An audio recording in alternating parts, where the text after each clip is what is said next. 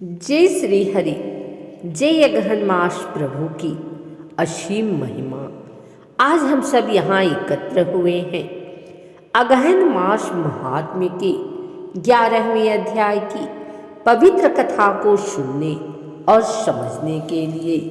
यह अध्याय न केवल धर्म, भक्ति और साधना का मार्ग दिखाता है, बल्कि यह भी समझाता है कि मनुष्य के जीवन में सत्य, साधना, संयम और सुचिता का कितना महत्वपूर्ण स्थान है।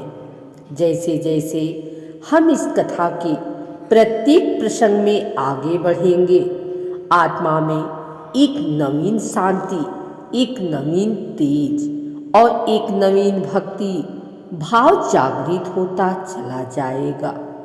अगहन मास की महिमा सनातन काल से चली आ रही है।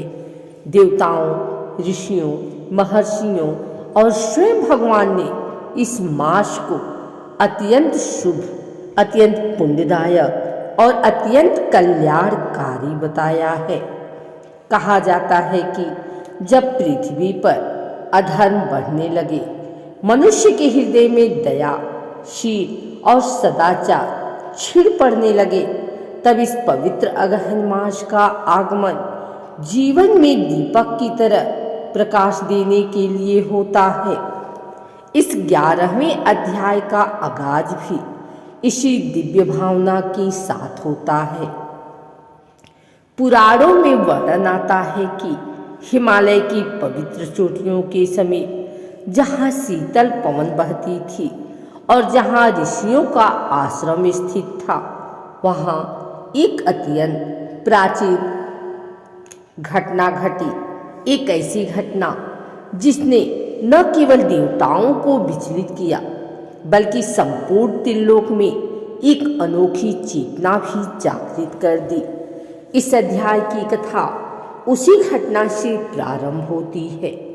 महर्षि अत्रि, जो अपनी तपस्या, ज्ञान और धैर्य के लिए संपूर्ण ब्रह्मांड में प्रसिद्ध थे, वह अगहन मास में एक विशेष व्रत और अनुष्ठान कर रहे थे।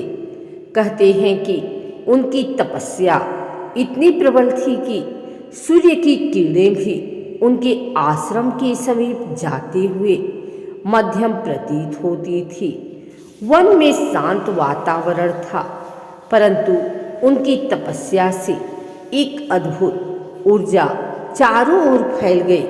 उसी समय देवलोक में एक विचित्र स्थिति उत्पन्न हुई।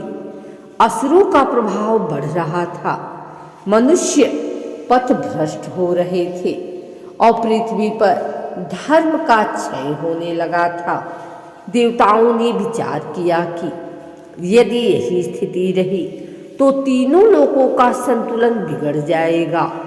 इसीलिए वे सभी महर्षि अत्रि के आश्रम में पहुंचे ताकि मार्गदर्शन प्राप्त कर सके। देवताओं ने प्रणाम किया और कहा, हे महर्षि, आपकी तपस्या अमोघ है। आपकी साधना की अग्नि संसार को पवित्र करने की क्षमता रखती है। कृपा कर हमें यह बताइए कि इस संकट से संसार को कैसे बचाया जाए। महर्षि अत्रि ने नेत्र खोले, मुस्कुराए और शांत स्वर में बोले, हे देवताओं, अगहन मास वह समय है जब भगवान स्वयं पृथ्वी पर अपनी कृपा बरसाते हैं। यदि मनुष्य इस मास में सत्य, संयम और भक्ति का पालन करे तो किसी भी प्रकार का संकट उनका क्या, तीनों लोकों का भी नाश नहीं कर सकता। इस मास में किया गया व्रत, जप, दान और कथा श्रवण अत्यंत फलदायी होता है। इसके बाद महर्षि ने एक प्राचीन कथा सुनानी प्रारंभ की। एक ऐसी कथा जिसमें एक साधारण गृहस्थ परिवार ने अगहन मास के व्रत और साधना के द्वारा न केवल अपने कष्ट दूर किए, बल्कि अपने कुल का उत्थान भी किया। महर्षि ने बताया कि मनुष्य चाहे कितना भी दुखी क्यों न हो, यदि अगहन मास में ईमानदारी से व्रत करे और भगवान का स्मरण करे तो उसके जीवन के प्रत्येक अंधकार स्वयं हट जाते हैं। इस अध्याय की शुरुआत में यह भी कहा गया कि अगहन मास स्वर्ग और मोक्ष का द्वार है। जो व्यक्ति इस मास में एक भी दिन भक्ति के भाव से भगवान का नाम स्मरण कर लेता है, उसके जीवन में देवताओं की कृपा अपने आप उतर जाती है। इसके बाद कथा अत्यंत विस्तार से आगे बढ़ती है। साधक के 7 गुण, अगहन मास में किए जाने वाले 4 प्रकार के दान, अज्ञान नाश के 5 मार्ग और इस मास में मन के शुद्धिकरण की 7 अवस्थाएं, ये सभी इस अध्याय में महर्षि द्वारा देवताओं को समझाए गए।